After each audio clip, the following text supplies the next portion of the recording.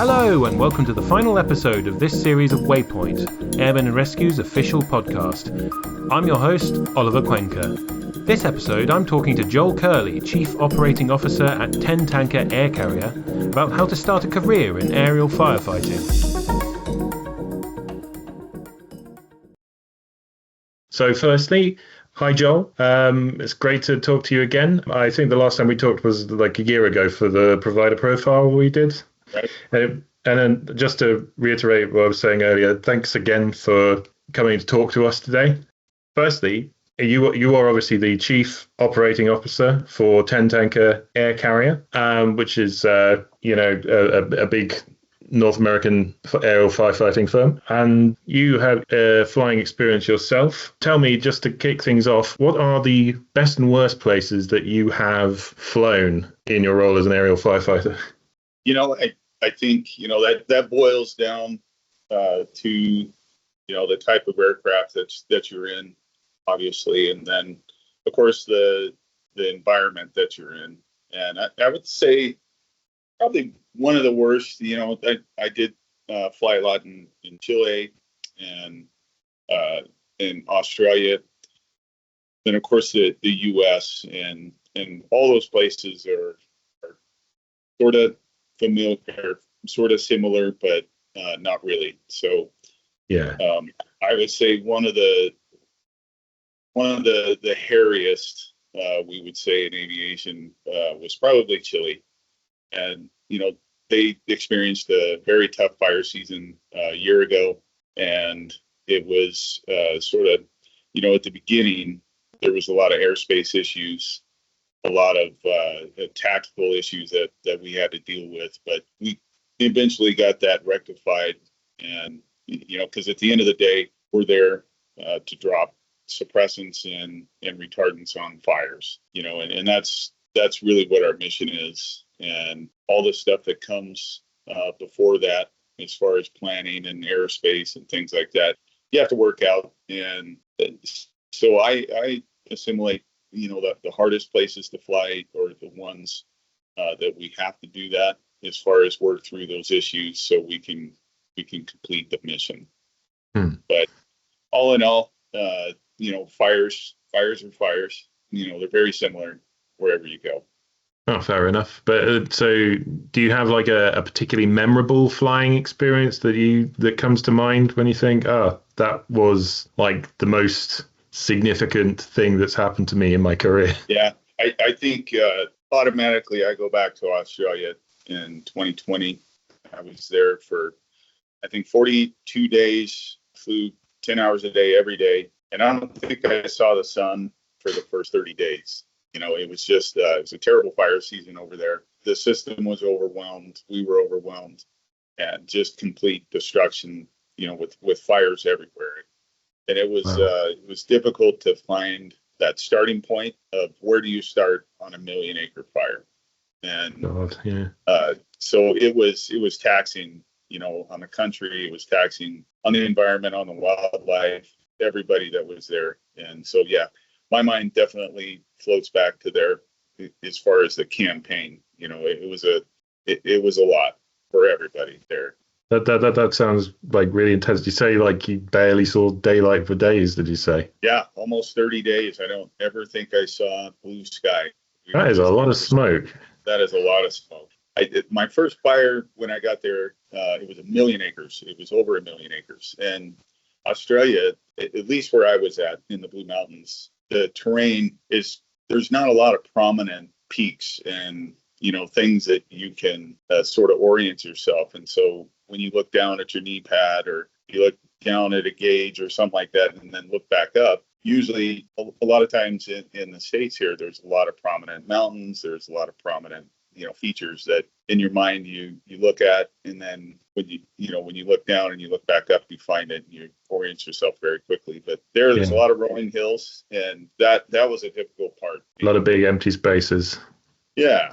A lot. Yeah, definitely. So to sort of get into, I guess, the meat of the podcast, which obviously is about starting a career in aerial firefighting and what that involves. Just to start, I was thinking we could talk about what the basic level of qualifications that, say, your company, for example, but like just broadly would look for in someone looking to apply for a job in the sector. Sure. So obviously we have a big maintenance program. So I'll start there. We have a fairly unique setup that we have here at Tin Tanker, and that is we partner and support one of the colleges here for an A&P school. So these kids, they go to school there, they get their A&P license, and they can be placed right into Tin Tanker directly. And so we take them at an entry level, and we put them in the warehouse. The warehouse, we have a big system. We have a lot of parts and pieces that we have to maintain in order to operate the DC-10s. And a lot of it being that those are an old airplane, we have to, sort of stockpile a lot of parts and pieces that we need. And so we have a massive warehouse system. So when these kids come out of the school, as a mechanic, we get them in the warehouse and they start working for us, and they take a few tests to get their fully certified A&P license, and then they're free to move on to be one of our maintainers, which we have 8 per airplane. We have 4 airplanes, and we have 8 full-time mechanics per airplane, so 32 in all. So it's a really good system that we have here as far as maintenance. Pilots, the DC-10 again is a little bit unique. There's not a lot of people that have fire experience that have flown, other air tankers that can jump in a wide body, heavy air tanker. But we have that right seat, for the first officer. And so we take a lot of maybe lower time people, stick them in the right seat and train under a captain. And so there's many opportunities that we have at Tin Tanker. And then, of course, we have everything that any other company would have as far as administrative staff with HR and finance and things like that. So, we have a website that we list our jobs on, and people can go and look and see what it is that we do, what it is that we're looking for. And then once they apply online, they receive a call pretty quickly from whatever division that they're interested in, and we just start talking. Would you say stuff like communication and interpersonal skills are quite important for the kind of work that you do? It is. It's a high stress, fast paced operation that we have. There's many things that come up, but there's a lot of changes. And what we look for is people that can adapt to change quickly, because the airplanes are moving around all the time, and the people have to follow them. The parts and pieces have to follow them. There's all these things that happen. So we look for pretty dynamic people that are very good with communication, because every airplane has a lot of people assigned to it to make those things operate around the world. So interpersonal communication is heavy, because it's fast moving. You have to be able to communicate, and you have to be able to make decisions quickly and collaboratively with the other people that are assigned on. Yeah, and not just communicating clearly and collaboratively, but also under quite a lot of pressure as well, because obviously it's quite a high stress job, both mentally and physically, in the pilot role, but also in all the other supporting sectors. Is there any advice that you could give to like any aspiring pilots or any of, actually just broadly, any of the support roles, even, about how you'd manage that kind of stress? I think, Oliver, one of the things that we run into a lot of the high pilots or ATPs, with the airlines, high level, everything that we do is low level, and it's mountainous terrain, and we don't fly in nice weather, and we don't fly in great visibility and things like that. So we really look for sort of a breed of pilot that enjoys that and sort of flourishes in that. And remember, it's not just the pilots, it's the mechanics, the maintainers, everybody that works at Tin Tanker is here for that one mission.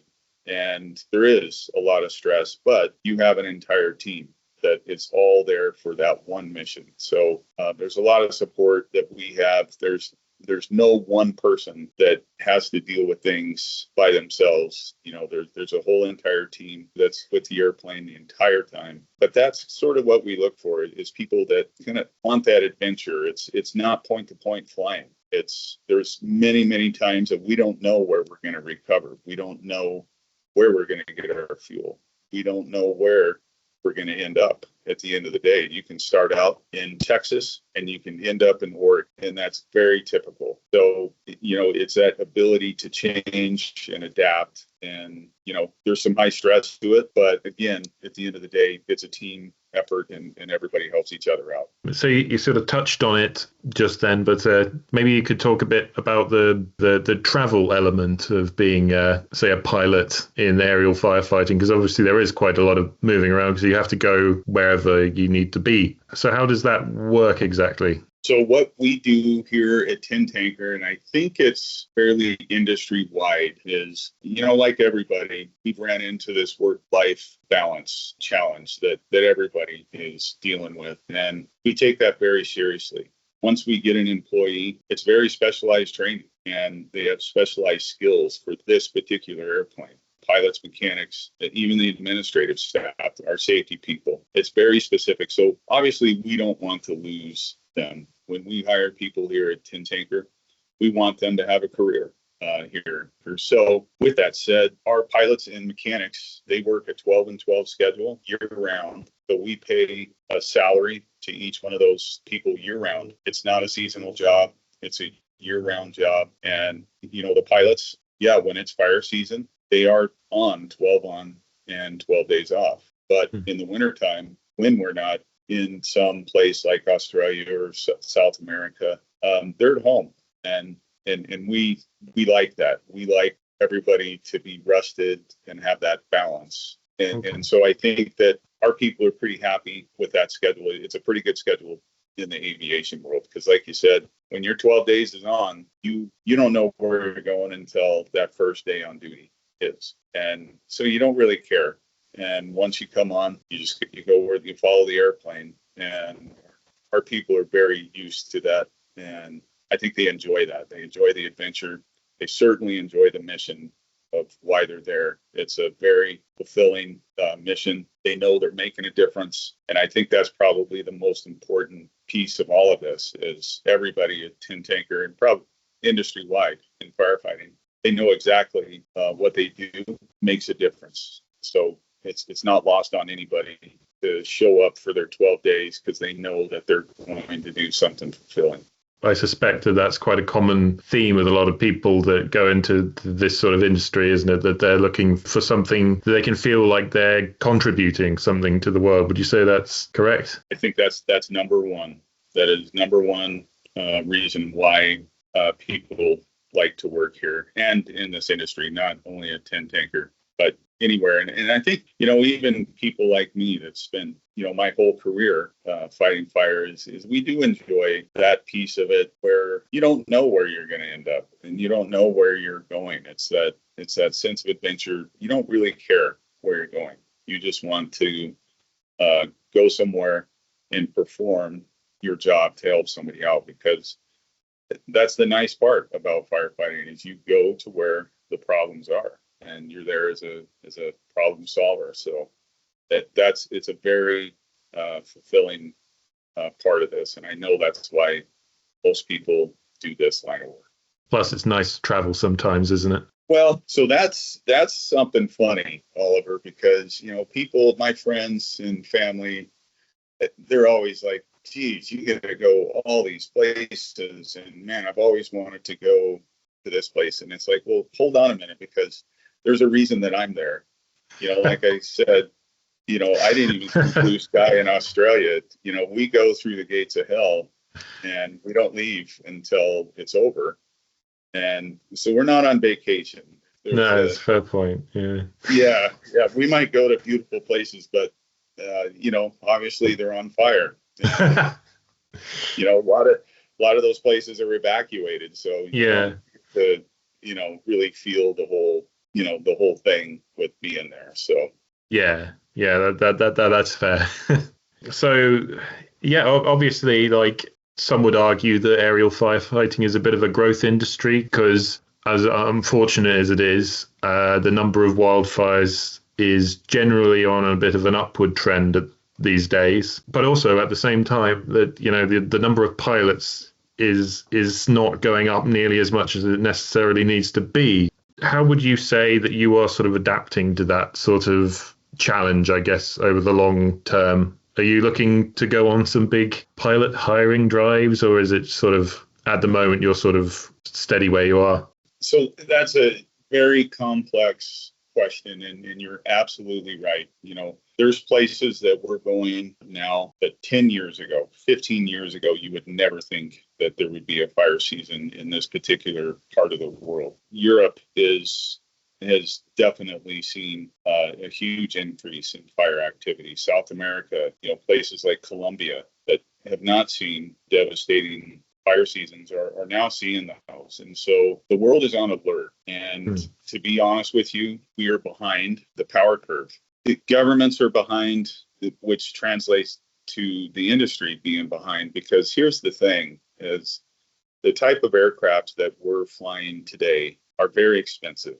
And the days of a vendor going out and buying a big jet on the chance of getting work, those days are gone. So there needs to be a commitment from the government side, the customer side, and there has to be a commitment from the industry side. That's very, very important for planning purposes.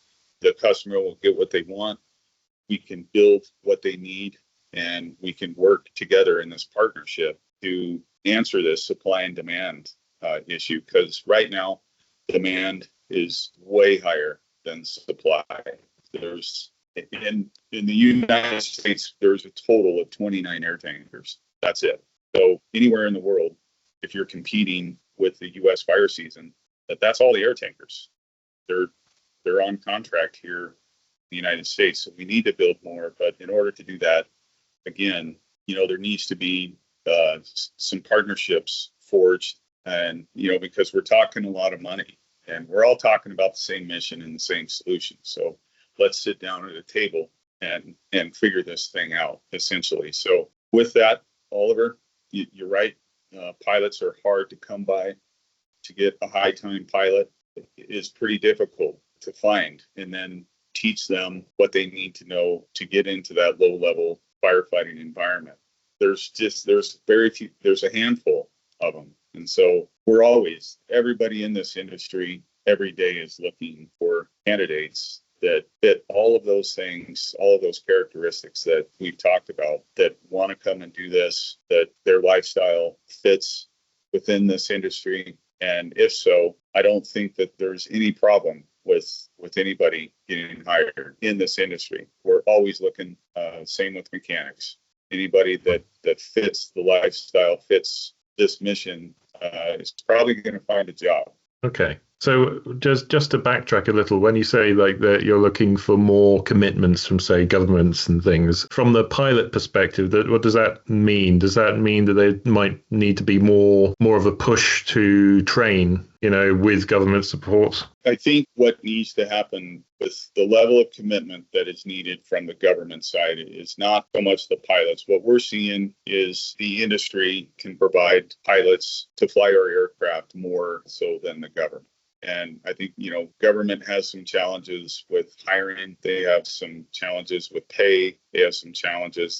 There's a whole lot of things that is going on. And of course, industry has some more flexibility in those areas. And so I think what you're seeing is that the level of commitment that we need from governments is that we have this problem and we need the experts to come in and help rectify this problem. Problem being upticks in fire seasons, upticks in fire activity, places that are burning that have never burned before. Obviously, you need more equipment, you need more assets, you need more things to combat wildfires around the world. And I think industry is in position, to support that quickly and effectively. But again, we need to have some level of commitment. Whatever place in the world has this problem, we're there and we're interested in going there and helping them with their problem. Well, I think that's about everything that we can cover. I think that's about all the time we've got. But yeah, thank you so much for joining us again. Yeah, well, shoot me an email and let's stay in touch. And again, Oliver, Yeah, I appreciate people like you that are telling the story because it's only going to get bigger, right? yeah, This problem is not going to go away. You know, with populations increasing, and we call it the wildland urban interface, they're moving out into the wildland. And everywhere we go, there's people and there's houses. They're not the wilderness fires that we fought 20 years ago, 30 years ago. There's people everywhere in the world. And so I think that people like you telling this story is part of that solution is educating and familiarizing people, you know, with this issue that we're all dealing with. thank you. But you know, I mean, can do it without guys like you being willing to come and talk. Anytime Yeah. we get an opportunity to tell a story, I'll do it. Thank you again, Joel, for your time. And that's it for this series of